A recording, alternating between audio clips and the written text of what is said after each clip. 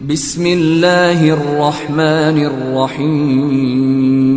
قد افلح من زکاہا، اللہ کی ذات نے انسان کو خلق فرمایا ہے اور وہ کریم اللہ انسان کو روزی دینے والا ہے۔ وہ یہ نہیں دیکھتا کہ یہ بندہ مجھے مانتا ہے یا نہیں مانتا، یہ نہیں دیکھتا کہ مجھ پر ایمان رکھتا ہے یا نہیں رکھتا، یہ نہیں دیکھتا کہ یہ کس کی پرستش کر رہا ہے، لیکن وہ کریم اللہ پھر بھی ہر بندے کو جس کو بھی دنیا میں بھیجا ہے رزق عطا کر رہا ہے۔ جو بھی دنیا میں آیا ہے اس کی رزق و روزی جو ہے وہ اللہ کے ذمے ہے۔ اور یہی بات اگر انسان سمجھ جائے کہ وہ تو روزی دے رہا ہے، وہ تیرے لیے امکان مہیا کر رہا ہے، وہ تیرے لیے اسباب مہیا کر رہا ہے، اے بندہ تو کیا ہے کہ آخر کیوں اس اپنے رب کو نہیں پہچانتا جس رب نے تیرے لیے سب کچھ بنایا ہے اور تجھے اپنے لیے بنایا ہے، کہ تجھے اپنے لیے بنایا ہے، کہ انسان ساری دنیا تیرے لیے بنائی ہے اور تجھے میں نے اپنی عبادت کے لیے خلق فرمایا ہے۔ تو اس اعتبار سے ہر بندے کو متوجہ ہونا چاہیے، اس خالق کو پہچانیں، اس مالک کو پہچانیں، اس کی معرفت حاصل کریں، اس کی رضایت کو حاصل کریں۔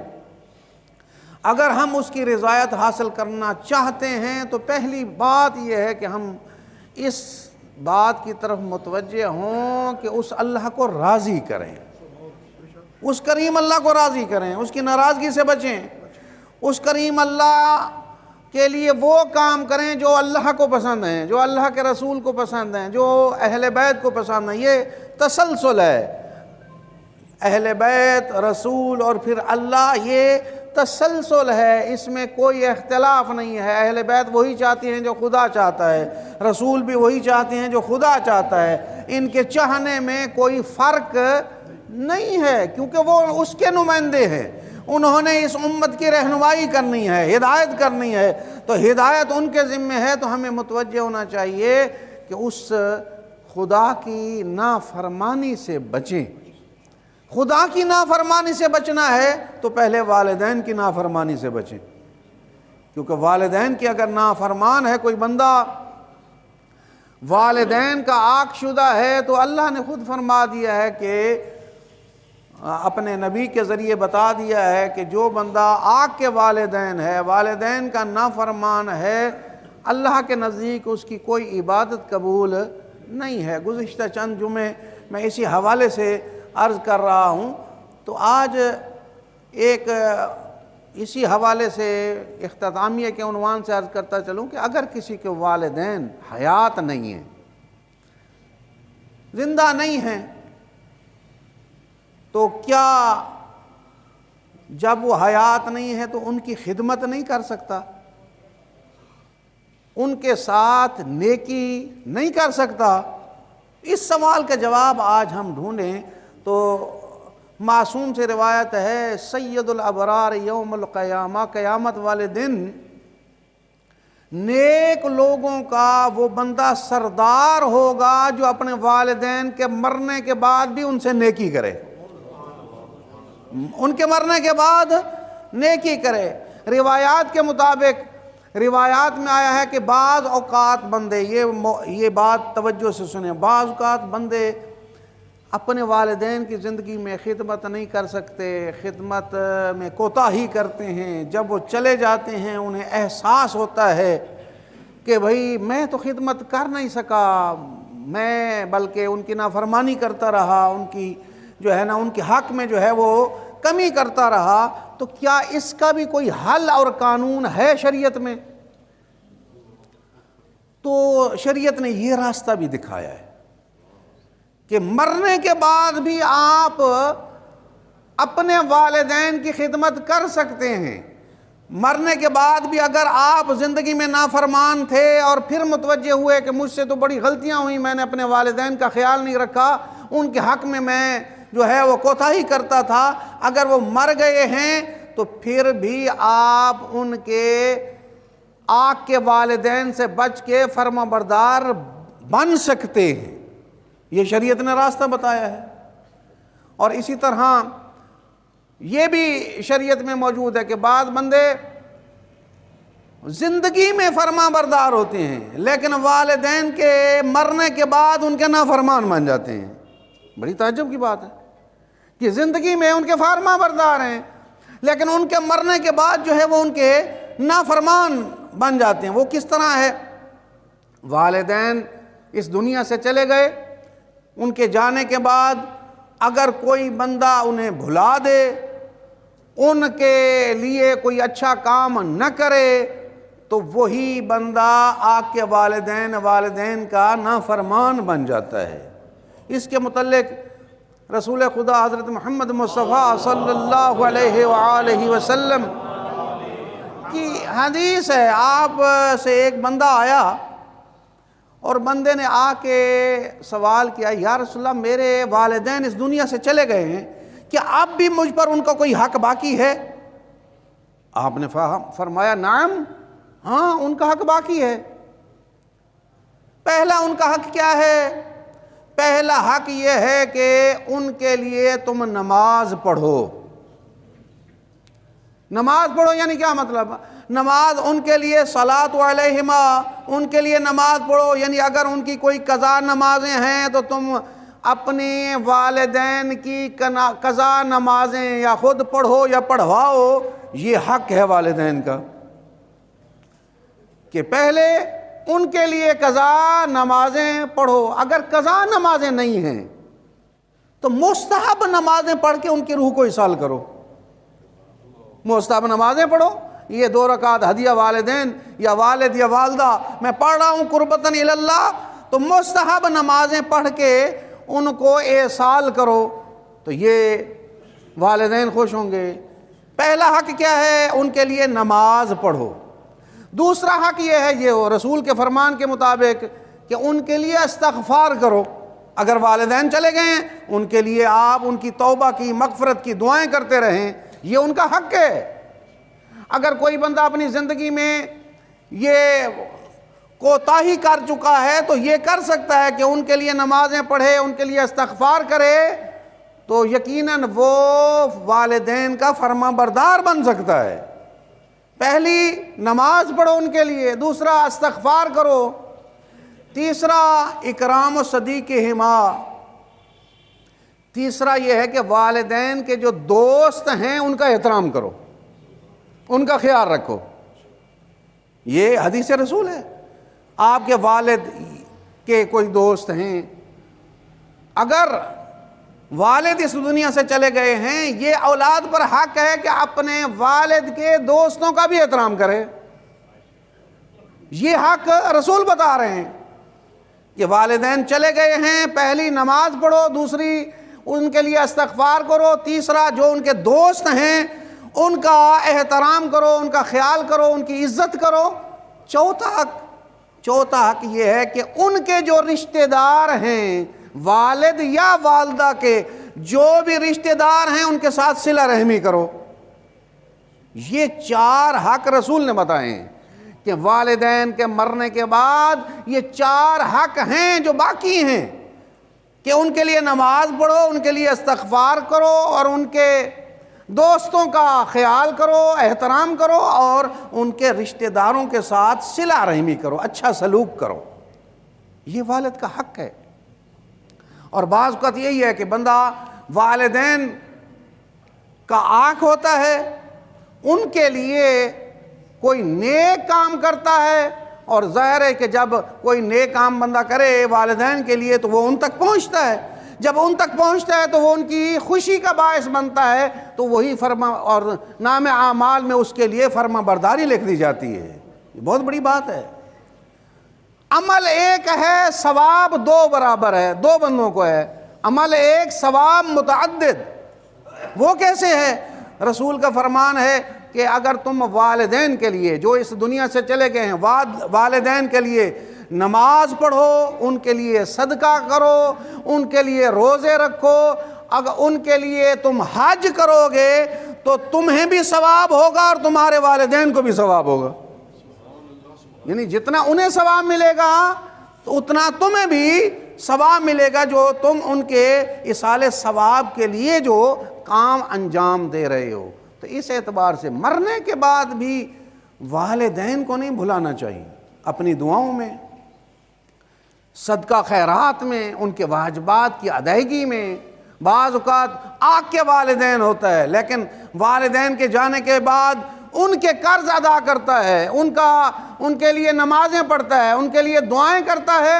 جب یہ کام کرتا ہے تو وہ والدین کا فرما بردار شمار ہوتا ہے۔ والدین اگر نہیں رہے تو شریعت کہتی ہے اگر تم صاحب استطاعت ہو ان کے قرض ادا کرو، تم قرض ادا کرو گے تو والدین کے فرما بردار بن جاؤ گے، یہ شریعت کا قانون ہے۔ لہٰذا والدین کے حوالے سے بہت حکم جو ہے وہ بہت زیادہ سخت ہے، اس حوالے سے ہمیں متوجہ ہونا چاہیے۔ والدین کا احترام جیتے ہیں، زندگی ان کی موجود ہے، بزرگی ہے، پھر بھی احترام ضروری ہے۔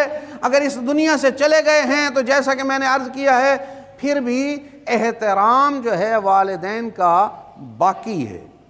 ایک اسی ضمن میں عرض کرتا چلوں کہ جس طرح یہ حدیث میں نے پڑھی، میں بہت یہ متوجہ ہوا کہ واقعاً ہم ایک جہت تو سنتے تھے، یہ دوسری جہت جو ہے یہ بڑی عجیب ہے۔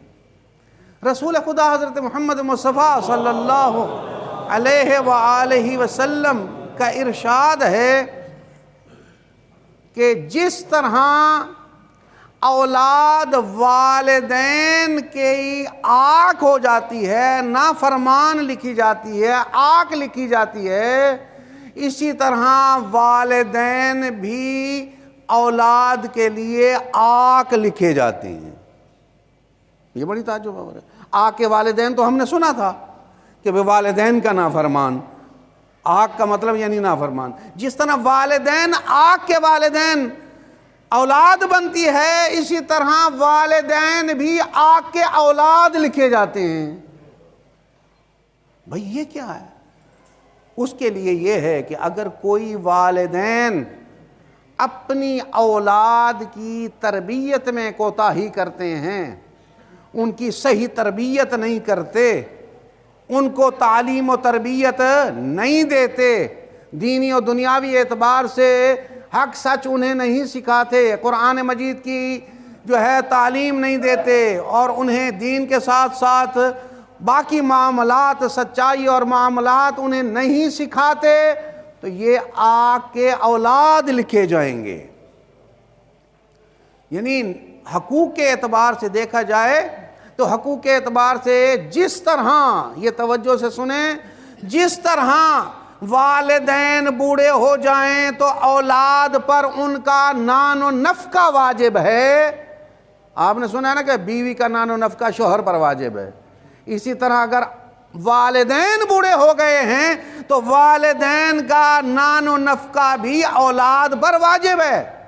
ان کے کھانا پینا، ان کا لباس، ان کا میڈیکل، ان کی ضروریات کو مہیا کرنا، یہ بھی اولاد پر واجب ہے۔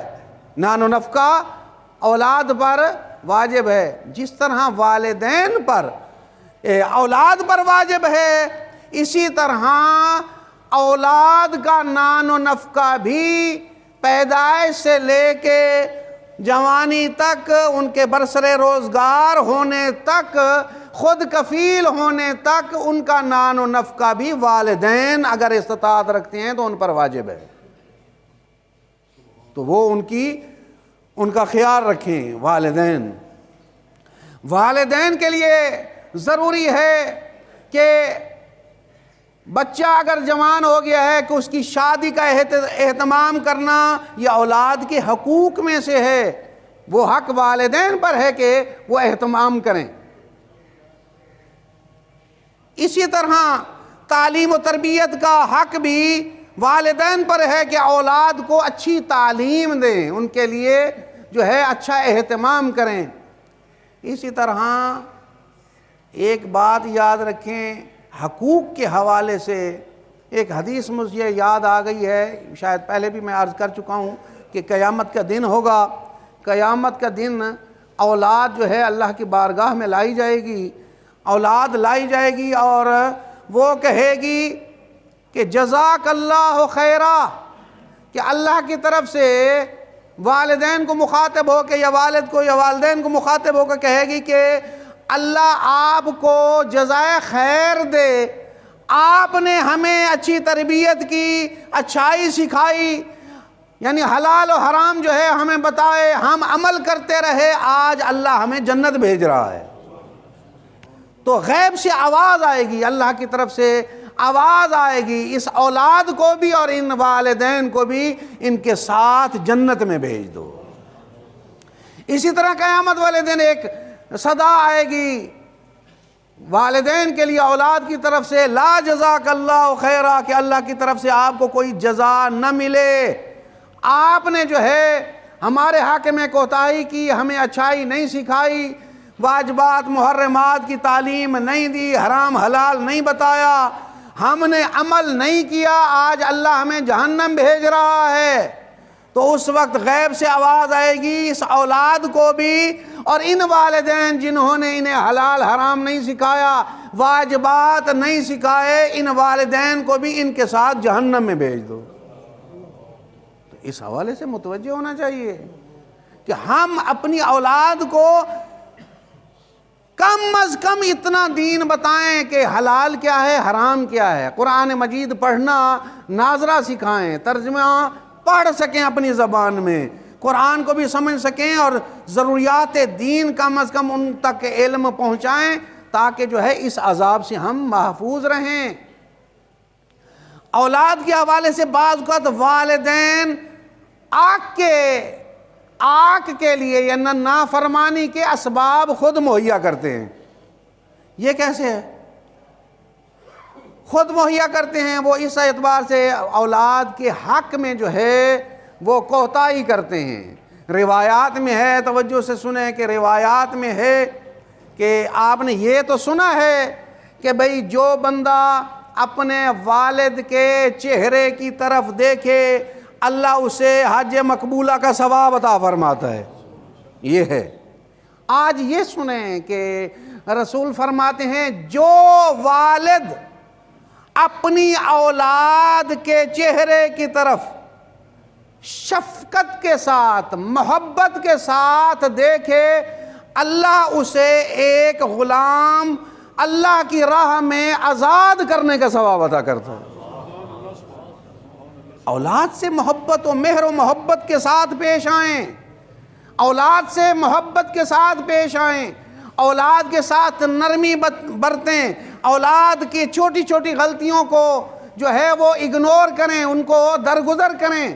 جب آپ چھوٹی چھوٹی غلطیاں درگزر کریں گی تو اولاد میں محبت بڑھے گی۔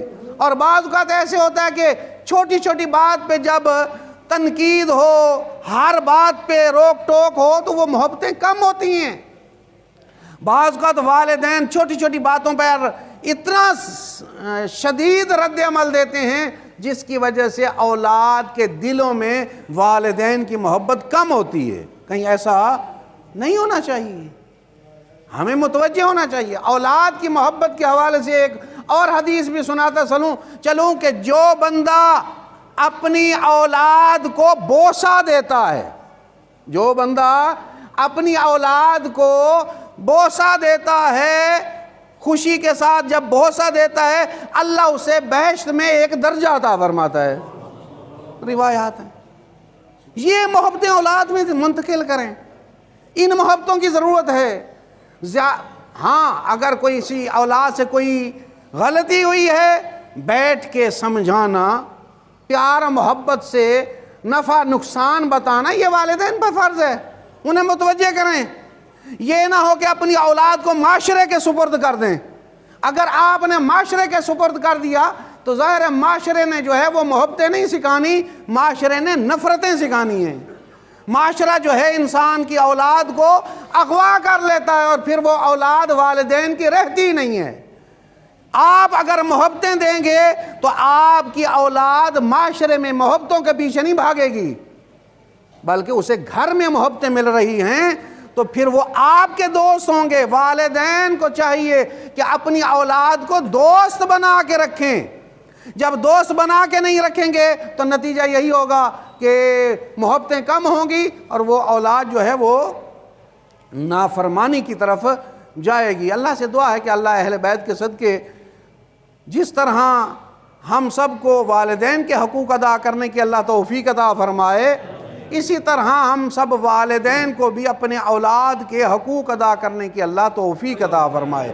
بسم اللہ الرحمن الرحیم والعصر ان الانسان لفی خسر الا الذین آمنوا وعملوا الصالحات وتواصوا بالحق وتواصوا بالصبر۔